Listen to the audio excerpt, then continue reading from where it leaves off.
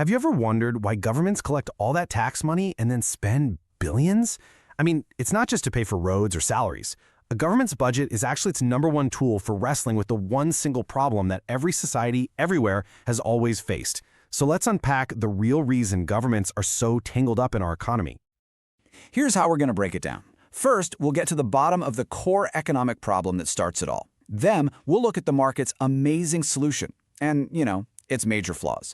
That'll lead us straight into why governments have to step in, which we'll see in action with India's economic story. And finally, we'll wrap up with the endless balancing act that really defines what governing is all about today. All right, let's start right at the very beginning with the single, unavoidable truth that is the foundation of all economics. It's a pretty simple question, right? Think about it.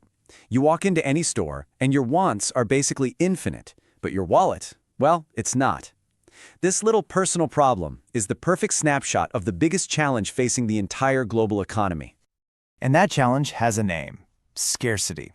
It's the simple, unchanging fact that all of us, as a society, have endless wants. We want better food, nicer homes, faster phones, cleaner air, but the resources to actually make all that happen are limited. There's only so much land, so much oil, and only 24 hours in a day.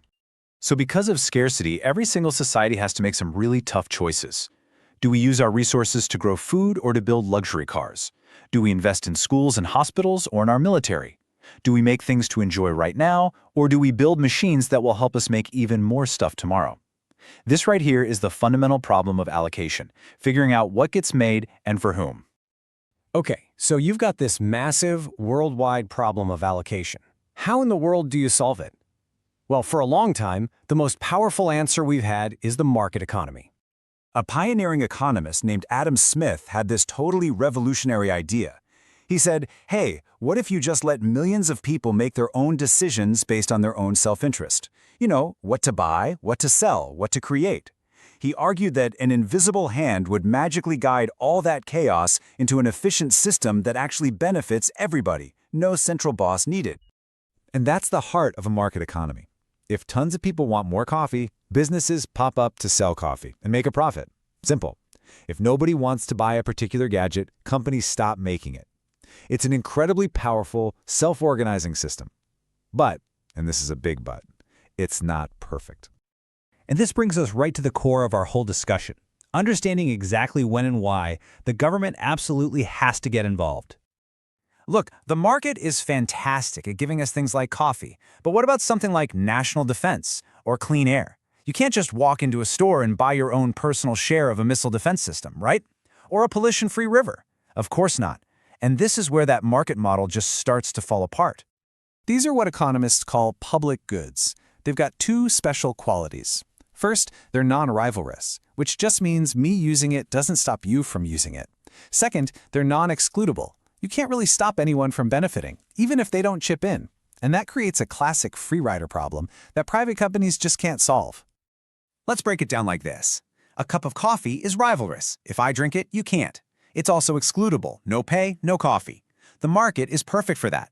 But now think about national defense. It's the complete opposite. My safety doesn't reduce your safety, and you can't be excluded from being protected. Because of that, a private company has zero incentive to provide it. That is why the government has to step in, collect taxes, and provide it for everyone. And there's another huge role for government, being a stabilizer. The Great Depression taught us a brutal lesson, that markets can and do fail in catastrophic ways. When overall demand in the economy just collapsed, unemployment shot up from 3% to a staggering 25%. The economist John Maynard Keynes basically said, in a crisis like this, the invisible hand is broken. The government has to become a visible hand and start spending money on anything, like infrastructure, just to create jobs and kickstart demand when the private sector can't. Okay, so we've got the theory down. Now let's check out a really powerful real-world example of how a government has actively shaped its own economic destiny. After independence, India didn't just leave its future up to the free market. Instead, it launched a series of 5-year plans that had really clear goals. It wasn't just about growing the economic pie, it was about modernization, becoming self-sufficient, and, this is key, making sure that the benefits of all that progress were shared fairly among all its people. But this just highlights the unbelievably complex choices they faced. This quote from Mahatma Gandhi really gets to the heart of it. Modernization sounds great, but the government had to balance the push for new, efficient machinery against the urgent need for jobs for millions. A free market might just pick the cheapest option, but a government has to think about the human cost. And one of the most incredible examples of this hands-on approach was the Green Revolution. India was facing serious food shortages. The government didn't just sit back and wait for the market to fix it. It actively pushed a whole package of modern farming techniques, from brand new seeds to huge irrigation projects, all to achieve that national goal of being self-reliant for food. Now, if you want to really understand the impact of government providing public goods, just get a load of this number. At the time of independence, for every 1,000 births, 218 infants would not survive. That's a direct reflection of having almost no public health system. And today, look at this. That number is down to 33. That incredible drop didn't happen by magic.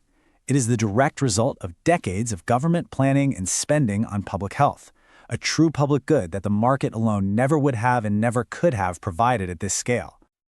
So, it's pretty clear the government has a crucial role to play. But here's the catch. That role is never static. It's a constant, never-ending, evolving balancing act. This quote just perfectly captures what might be the single biggest challenge for governments today. See, the market is great at figuring out the price of something for right now, but it's absolutely terrible at pricing in the needs of future generations. That responsibility, managing for sustainability, falls right on the government's shoulders. And this presents the ultimate trade-off. On one side, you have industrial growth, which creates jobs, wealth, and opportunity.